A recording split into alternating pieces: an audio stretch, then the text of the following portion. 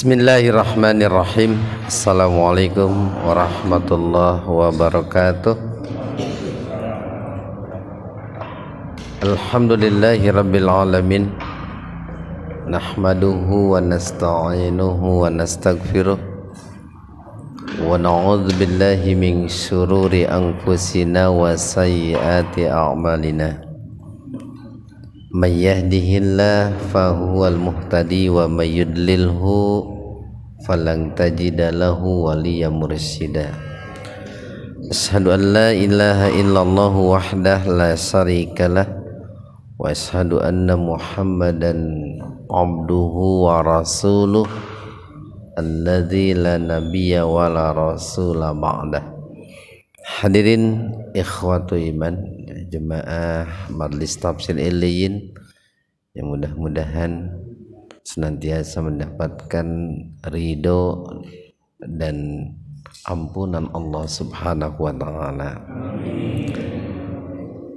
Kajian tafsir di Majelis Tafsir Illiyin pada kesempatan ini membahas surat Al-Maidah ayat 7 halaman 108. Al-Maidah ayat yang ke-7.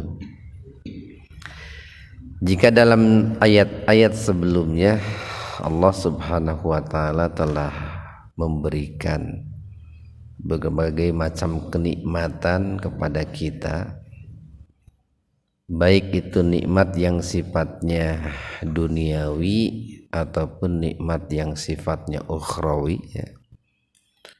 Nikmat yang sifatnya duniawi ya, itu bisa kita lihat umpamanya dari mulai ayat yang ketiga itu hanya sedikit makanan-makanan yang diharamkan oleh Allah Subhanahu wa taala, hampir ya 90% lebih sesuatu yang bisa dimakan itu dihalalkan oleh Allah Subhanahu wa taala. Bahkan hewan yang tertanduk, yang tercekik ya, yang terpukul, yang dimakan binatang buas itu selama bisa disembelih atau sebelum matinya disembelih itu masih bisa dimakan. Termasuk hewan hasil buruan binatang pemburu ya, binatang yang mencengkram dan bertaring selama terpenuhi syaratnya itu hasil buruannya bisa dimakan oleh kita. Nah, kemudian di antara nikmat yang lain Allah pun mempermudah kepada kita dalam hal perintah bersuci sebelum sholat gitu ya. Salah satunya adalah kalau kita tidak mendapatkan air ya, atau ada air cuman ada udzur syar'i, katakanlah sakit ya, dan lain sebagainya, maka kita diperbolehkan tayamum. Nah, itu adalah diantara nikmat yang sifatnya lahir atau katakanlah duniawi. Ada juga nikmat-nikmat Allah yang Allah karuniakan kepada kita itu yang sifatnya batin.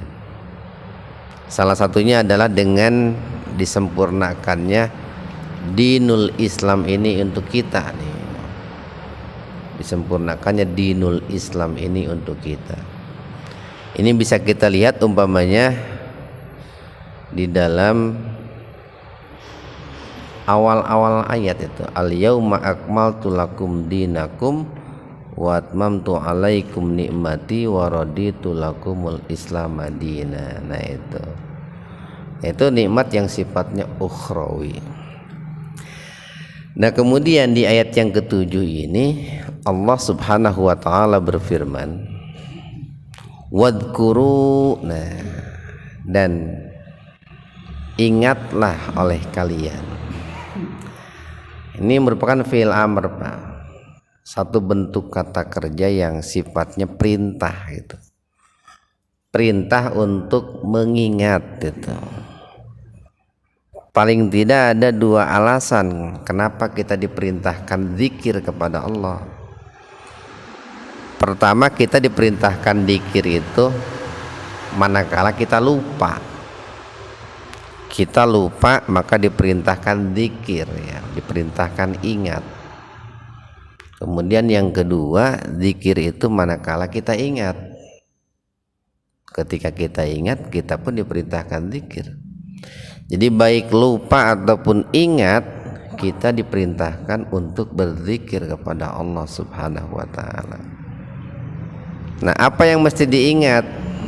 Salah satunya di sini adalah nikmatullahi ya, nikmat Allah yang Allah karuniakan alaikum atas kalian. Kenapa di sini diperintahkan berzikir ya? Atau diperintahkan untuk mengingat? Pertama, karena yang namanya kita manusia itu berpotensi untuk lalai ya, berpotensi untuk tidak berzikir kepada Allah. Yang kedua, perintah zikir itu merupakan sebuah motivasi agar kita senantiasa bersyukur kepada Allah gitu. Jadi ketika kita banyak mengingat nikmat Allah, maka di situ potensi syukurnya besar, kemungkinan syukurnya itu besar. Yang ketiga, kita diperintahkan mengingat nikmat Allah itu untuk mengikis sifat kesombongan yang ada dalam diri kita, Pak. Karena biasanya orang yang sombong itu dia merasa bahwa apa yang ada pada dirinya itu adalah hasil ilmu dan kerja kerasnya, bukan karena nikmat Allah itu. Nah, banyak nikmat Allah itu, dari mulai nikmat duniawi jasmaniyah lahiriah sampai nikmat batiniyah ukhrawiyah. Nah, tadi nikmat lahiriah itu yang tadi yang kita katakan tuh, makanan, minuman, pakaian, kesehatan, keluarga. Ada nikmat yang sangat besar, yaitu nikmat yang terkait dengan ruhani kita. Nikmat diutusnya Rasulullah itu sangat besar itu. Nikmat diturunkannya Al-Quran itu sangat besar. Nikmat diampuninya dosa-dosa kita, nikmat iman, nikmat Islam gitu, Pak. Nikmat iman dan nikmat Islam itu lebih mahal ketimbang nikmat mobil, nikmat rumah gitu, Pak. Maka dikarenakan nikmat iman dan nikmat Islam itu sangat besar, otomatis bencana yang menimpa Islam itu bencana yang sangat besar itu, Pak. Kerusakan yang terjadi pada Islam itu kerusakan yang sangat besar. Itu yang pertama yang diperintahkan untuk diingat oleh Allah.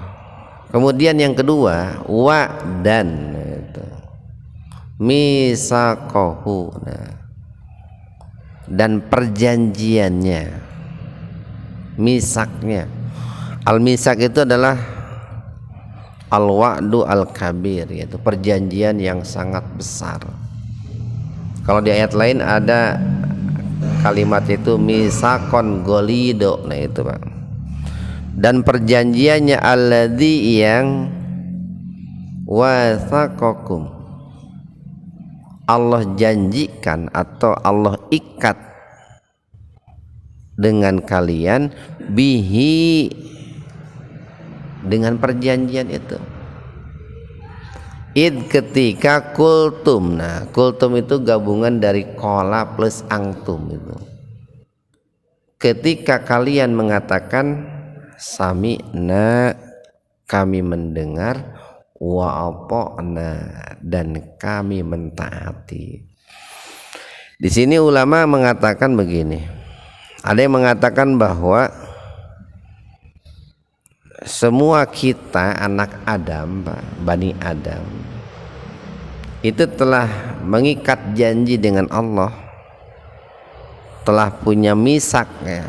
Semua anak Adam itu telah memiliki misak, perjanjian dengan Allah ketika di alam rahim gitu.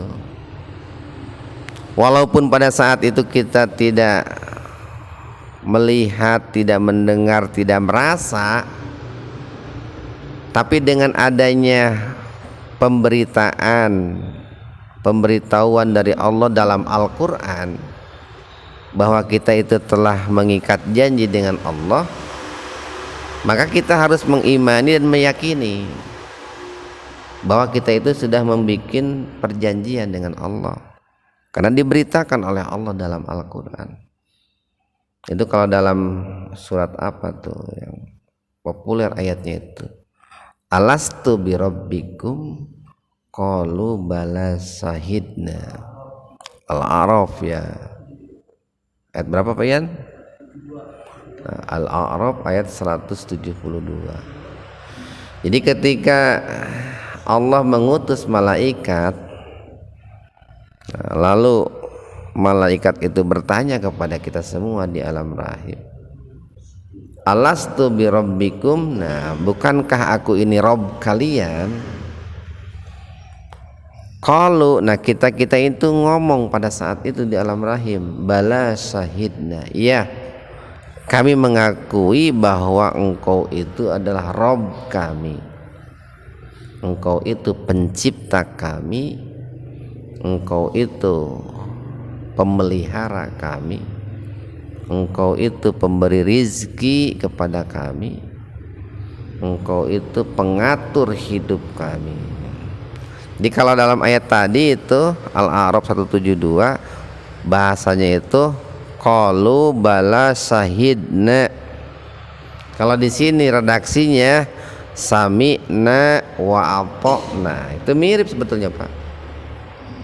Kami mendengar dan kami mentaati, itu mirip dengan ya kami mengakui engkau itu adalah Rob kami. Qalu bala syahidna. Secara substansi sama lah, cuman redaksinya sih yang berbeda. Dia sudah terikat janji itu. Ada juga yang menafsirkan bahwa perjanjian di sini adalah perjanjian yang dibuat oleh Rasulullah dengan para sahabat, antara Rasulullah dan para sahabat, yaitu pada Bai'ah Aqabah, di mana mereka para sahabat sudah bersumpah mengikat janji akan setia mendampingi dan membela perjuangan Rasulullah. Nah itu kalau ayat ini ditujukan kepada para sahabat pada saat itu, tapi secara umum yang tadi lah. Kemudian perintah yang ketiga, wattaqu, nah dan takutlah kalian, bertakwalah kalian Allah kepada Allah, atau imtisalu awamirihi wajtinabun nawahi. Realisasikanlah semua perintah Allah, baik yang wajib, kalau bisa yang sunnah, dan jauhilah larangan Allah, terutama yang haram ya, termasuk juga yang makruh. Atau bisa juga wattaqullah, itu berhati-hatilah Pak, berhati-hatilah, karena karakter orang yang bertakwa, mereka itu hati-hati.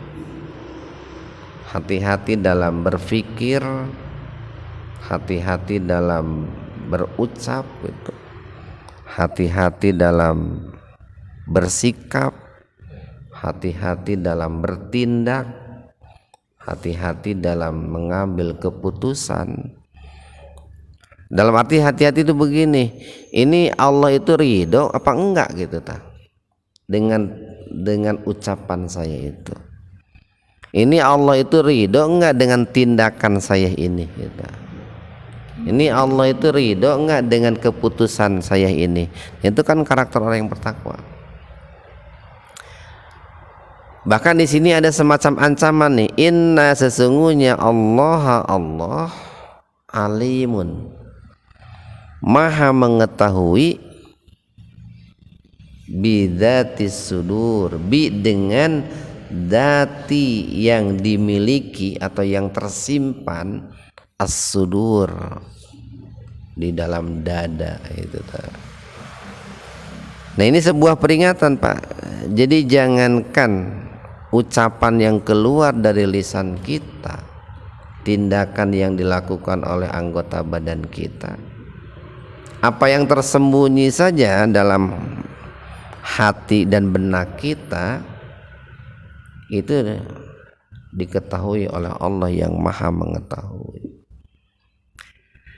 Ayat yang ke-8 nih, ya ayyuha, wahai sekalian, alladzina, orang-orang yang amanu, beriman. Kenapa ketika seseorang itu mengatakan atau menyatakan diri sebagai mukmin, maka di situ ada konsekuensi keimanan, Pak. Karena yang namanya iman itu bukan kata-kata manis di bibir tanpa sebuah pembuktian, tapi iman itu adalah mawaqara fil qalbi, sesuatu yang terdetik di dalam hati, wa iqraru bil lisan, kemudian apa yang terdetik itu diucapkan dengan lisan, wal amalu bil arkan, lalu direalisasikan, dibuktikan dengan anggota badan. Nah itulah iman, Pak. Sehingga iman itu tadi memiliki konsekuensi. Kalau iman tanpa konsekuensi, semua orang bisa mengatakan saya beriman gitu. Tapi dengan konsekuensi itulah akan membuktikan betul dan tidaknya pernyataan iman itu. Dan ini sebuah anugerah dari Allah, Pak, bagi kita orang-orang yang beriman, di mana Allah itu menyapa kita gitu. Menyapa kita, Pak. Ya, manusia itu kan jangankan disapa oleh Allah, Pak. Mungkin banyak orang yang baru disapa oleh presiden saja sudah senang gitu. Jadi kita harus bangga, bahagia ketika Allah menyapa kita sebagai orang-orang yang beriman. Nah lalu setelah Allah itu menyapa kita dengan sapaan yang lembut, dengan sapaan yang sebetulnya ini menyentuh psikologi kita itu, lalu Allah baru sampaikan perintahnya itu, kunu, nah kana yakunu kun. Nah kita sering mendengar kun payakun, itu kalau satu. Kalau banyak kunu, jadilah qawwamina, orang-orang yang qawim. Pernah bahas kita dulu tentang kata qawim itu, pemanya dalam ayat tentang ar-rijalu qawwamuna 'alan nisa. Jadilah orang-orang yang berusaha keras, berusaha maksimal untuk menegakkan kebenaran, Pak. Koma itu kan berdiri, Pak, berdiri tegak gitu. Jadilah orang-orang yang istiqomah, yang maksimal dalam memperjuangkan al-haq lillahi, karena Allah itu, Pak. Karena ada orang yang berjuang itu lighairillah, bukan karena Allah. Syuhada'a, nah, menjadi saksi bil qisti, dengan adil, dengan adil. Tempo hari pernah kita bahas tuh, Pak, kalau nggak salah nih, itu dalam ayat keberapa ya, kita membahas tentang al-qistu itu. Nah itu, Pak, An-Nisa 135 tuh, pojok atas itu. Hampir sama tuh. Cuman kata suhadanya dibalik dengan kistinya itu. Ya ayyuhalladzina amanu kunu qawwamina bil qisti suhada alillah. Nah, itu. Jadi yang ini suhada alillahnya itu di ujung. Kalau ini lillahi suhada, yang tadi suhada alillah baru bil qisti. Kalau tadi qistu dulu baru suhada alillah. An-Nisa 135 itu. Pernah kita bahas apa persamaan dan perbedaan antara al-adlu dan al-qistu. Fa in khiftum alla ta'dilu fawahidatan. Fa in khiftum alla tuqsitu fawahidatan. Itu ayat tentang poligami itu, Pak. Jadi al-adlu itu adalah keadilan yang masih sifatnya umum, Pak, global, atau keadilan yang sifatnya abstrak, itu al-adlu itu. Sementara al-qistu ulama mengatakan itu adalah al-adlu al-bayyinu ad-dhahiru, yaitu keadilan yang sudah terang benderang dan nampak. Nah, itu adalah al-qistu. Atau lebih sederhananya al-adlu itu adalah konsep besarnya, Pak, konsep globalnya. Sementara al-qistu itu adalah tataran teknisnya gitu. Tataran teknisnya. Pamannya nih, ketika orang menimbang itu al-qistu. Bagaimana adilnya dalam menimbang, dalam mengukur, dalam memperlakukan istri, manakala bapak punya istri 2, 3 atau 4, al-qistu itu, Pak. Jadi tataran teknis itu al-qistu itu. Nah, kita diperintahkan untuk menjadi orang-orang penegak, pejuang kebenaran karena Allah, tapi dengan al-qistu, dengan adil, Pak. Ada kalimat berikutnya nih, wala yajrimannakum, wala dan janganlah, yajrimanna karena kebencian kum kalian, sana'a qaumin, ya, terhadap suatu kaum, ala untuk Allah ta'dilu, untuk tidak berbuat adil. Jadi begini, Pak, saking pentingnya yang namanya keadilan,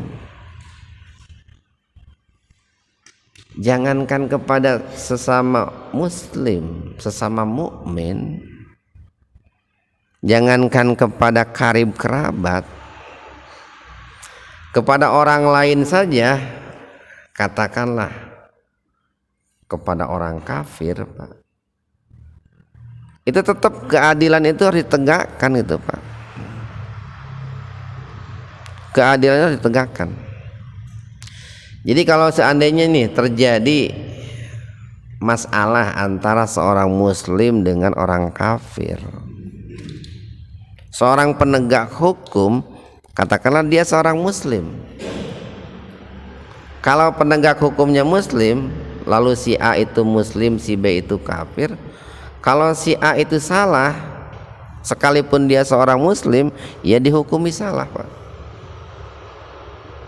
Kalau si B benar, sekalipun dia orang kafir, ya dihukumi benar gitu, Pak. Itu saking pentingnya keadilan. Jadi janganlah kebencian kalian terhadap suatu kaum itu menjadikan kalian tidak berbuat adil gitu, Pak. Tetap keadilan itu tegakkan. Bahkan kan ketika dalam perang pun keadilan ditegakkan. Pamannya nih, Ketika terjadi perang antara muslim dengan orang kafir, kemudian di situ ada katakanlah perjanjian untuk gencatan senjata. Ketika sudah terjadi perjanjian gencatan senjata, maka kita sebagai seorang muslim harus berbuat adil, Pak. Jangan melanggar perjanjian itu. Ada eta mah jeung orang kafir iya can dilanggar gitu naon dan gitu. Tidak bisa. Atau barangkali ada seorang muslim punya hutang kepada orang kafir, mau dibayar lah cenah. Si eta mah kafir iya gonimah cenah. Tidak bisa, Pak. Gonimah itu baru didapat kalau terjadi kontak senjata, harus melalui proses perang. Kalau tanpa melalui proses perang nggak ada gonimah, nggak ada harta rampasan perang. Perangnya juga kan nggak ada tuh.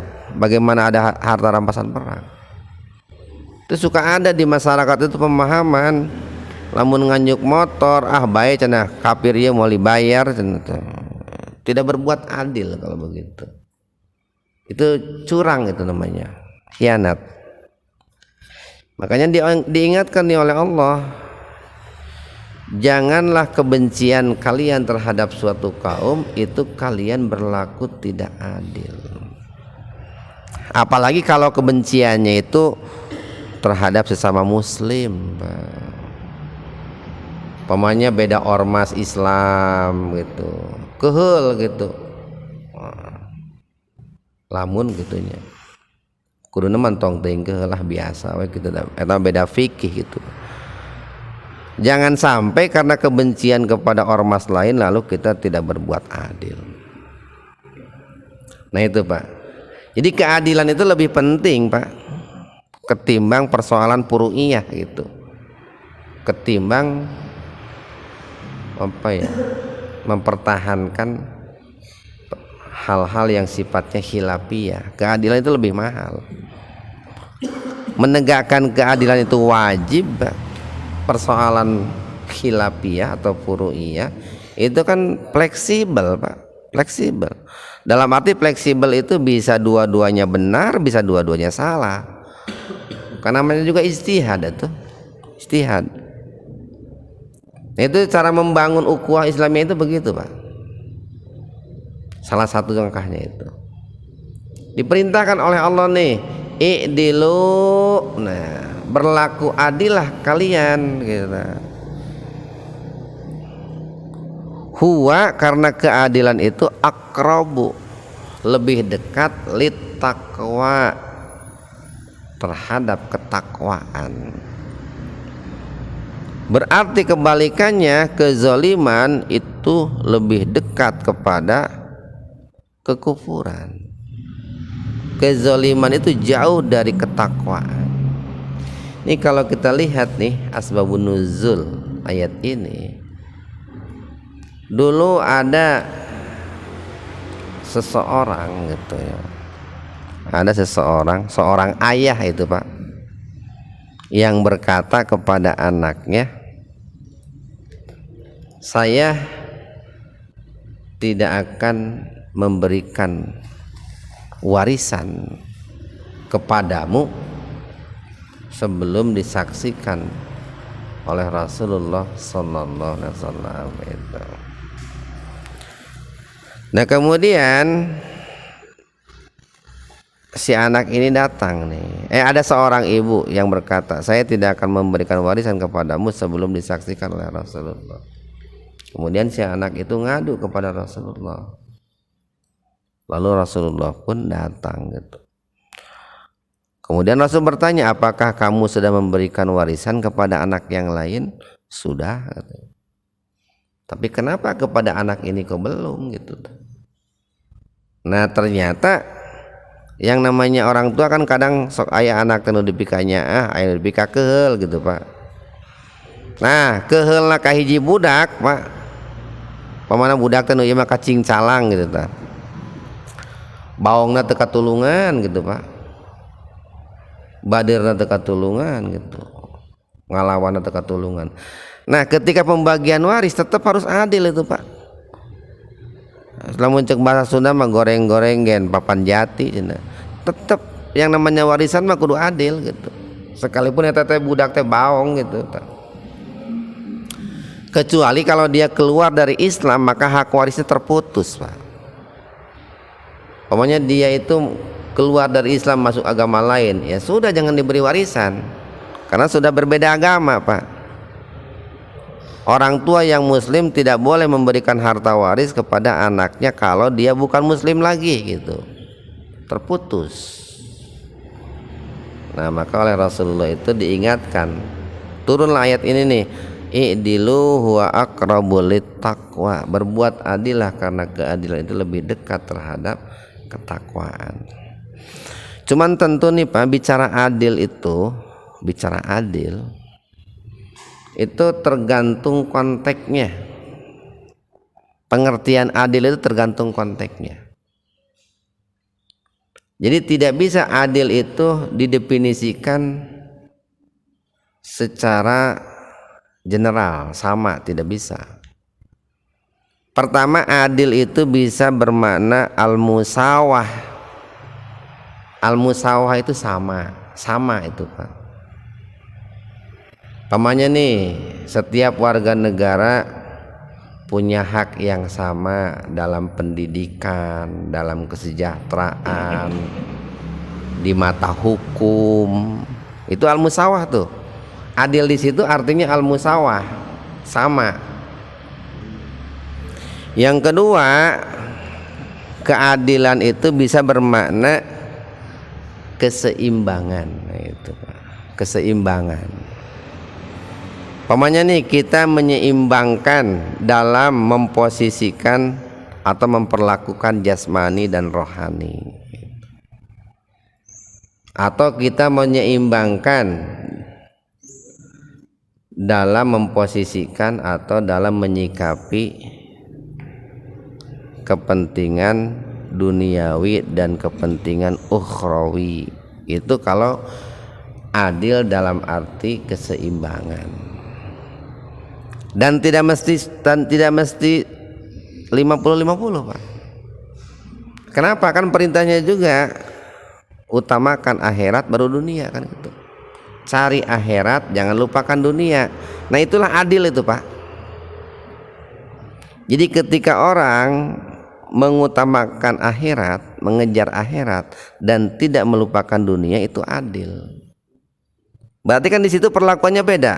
Perlakuan kita terhadap urusan ukhrawi dengan perlakuan kita terhadap urusan duniawi beda, tapi itulah adil itu Pak. Jadi adilnya jangan konsep komunis Pak, jangan. Konsep komunis kan sama rata sama rasa. Walaupun dalam kenyataan tidak mungkin ada yang namanya sama rata sama rasa. Tidak mungkin Pak. Bikin kada kokelek gitu. Sok aina si Kim Jong Un da moal daekeun panaik beca tuh. Moal nya aing presiden naik beca cenah gitu. Moal daekeun da harjeng pedas si Kim Jong Un eta. Jadi tidak mungkin yang namanya sama rata sama rasa itu hanya dalam imajinasi saja itu Pak. Faktanya tidak mungkin.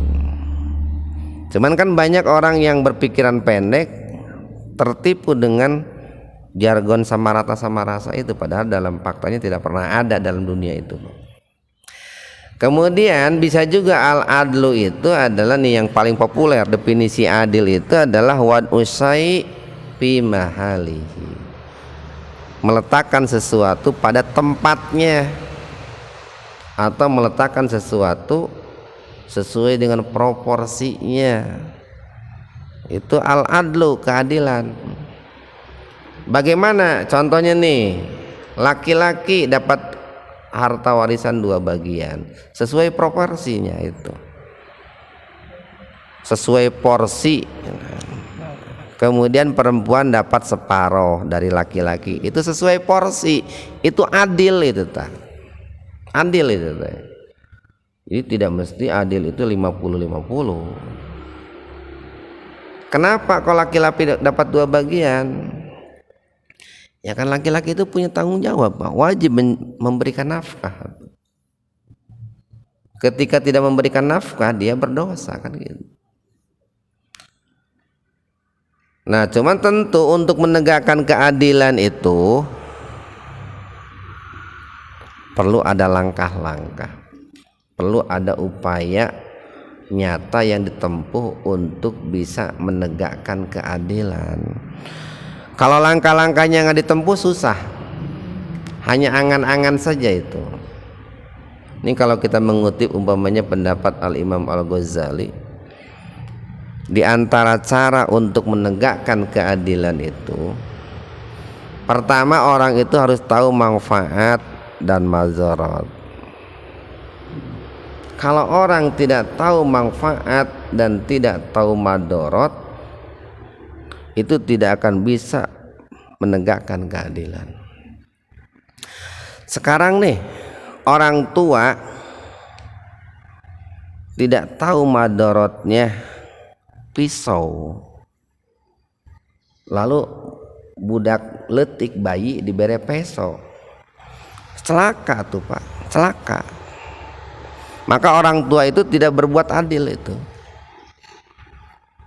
Sekarang budak sekolah diberi alat kontrasepsi itu, ya cilaka tuh Pak. Itu penguasanya nggak adil itu teh. Sama dengan begini, ada orang mau gantung diri dikasih tambang gitu Pak. Ada orang mau bunuh diri dikasih racun, nah kayak begitulah.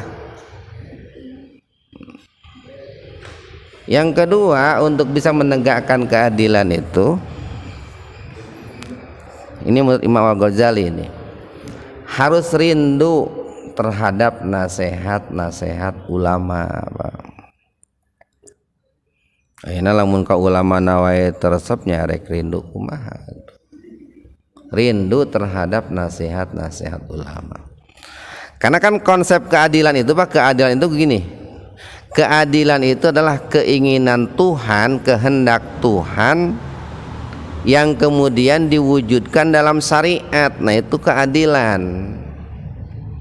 Yang paling tahu tentang kehendak Tuhan, nah kalau kita ingin tahu kehendak Tuhan, keinginan Tuhan, itu kan di Al-Qur'an, dan Al-Hadis sebagai sumber rujukan kita. Nah, yang paling tahu tentang itu ya mereka adalah ulama gitu. Tentu dengan berbagai kriteria yang harus melekat pada ulama. Jadi banyak hal yang barangkali oleh orang biasa tidak diketahui, sementara oleh ulama diketahui. Saya berikan gambaran begini umpamanya nih. Saya tidak mengerti betul tentang dunia IT lah. Beda jeung Abah Ridwan gitu. Abah Ridwan itu kan karena ahlinya di situ, dengan ayeuna memijit ini dia sudah memprediksi bakal begini gitu. Mijit tombol ini bakal begini, mijit tombol itu bakal begitu, udah bisa prediksi. Saya tak bisa, Pak. Nah, ulama itu sudah bisa memprediksi, Pak. Memprediksi bisa. Kalau kebijakan begini, nanti akibatnya begini gitu. Kalau aturan begini, akibatnya begini. Nah itu Pak, karena mereka dibimbing oleh pesan-pesan Al-Quran. Nah, seringkali hal itu diabaikan, padahal nasihat ulama itu penting. Kemudian yang ketiga, cara menegakkan keadilan itu jangan mentolerir segala bentuk kezaliman. Jangan mentolerir segala bentuk kezaliman. Artinya yang namanya kezaliman itu ya jangan diberi ruang, jangan diberi tempat. Apakah hayang Pak? Begitu diberi ruang maka dia akan menjadi-jadi. Istilah kita mah kalau diberi ruang itu dikasih jantung minta hati, nanti yang namanya kezaliman begitu Pak. Kemudian yang keempat, jangan sombong, yang dalam arti jangan menolak al-haq, jangan menolak kebenaran. Kemudian yang kelima, jangan merendahkan orang lain.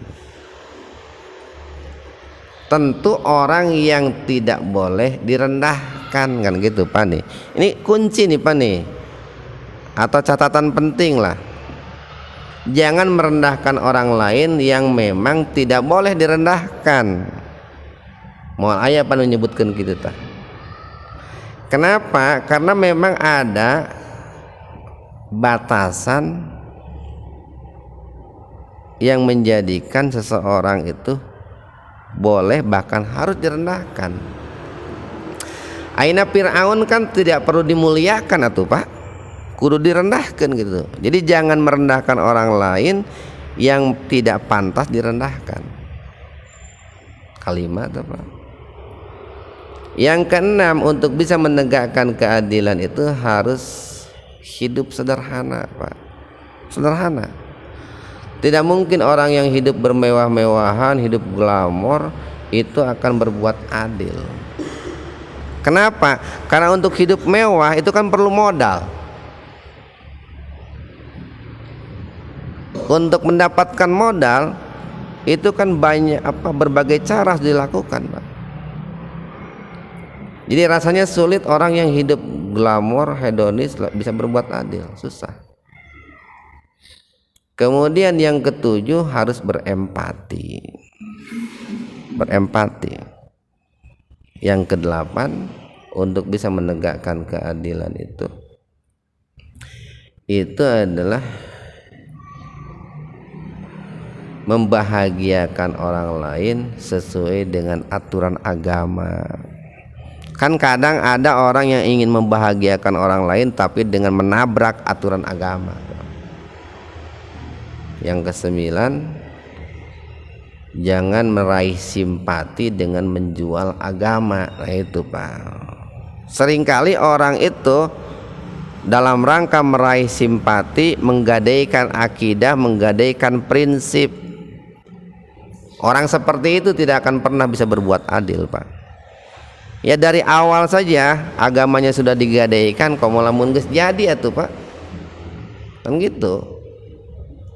Nah itu diantara langkah-langkah bagaimana orang itu bisa menegakkan keadilan menurut Imam Al-Ghazali begitu. Kita lanjutkan nih, wattaqullah, dan bertakwalah kepada Allah. Innallaha, sesungguhnya Allah, khabirun, maha mengetahui, bima ta'malun, terhadap apa yang kalian kerjakan.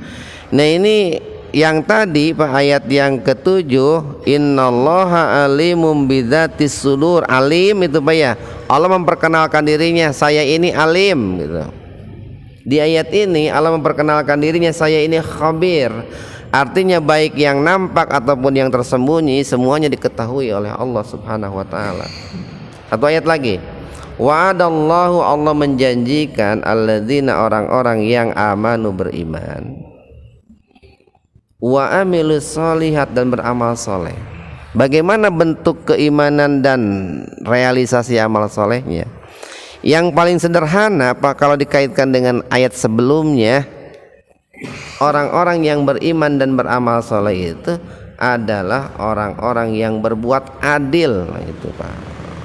Ini kalau dikaitkan dengan ayat terdekat itu aja Pak.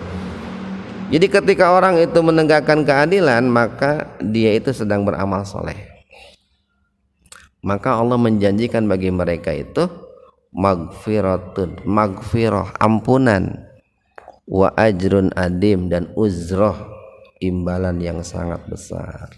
Mudah-mudahan ada manfaatnya untuk kita semua. Subhanakallahumma bihamdika, asyhadu an la ilaha illa anta, astaghfiruka wa atubu ilaik. Assalamualaikum warahmatullahi wabarakatuh.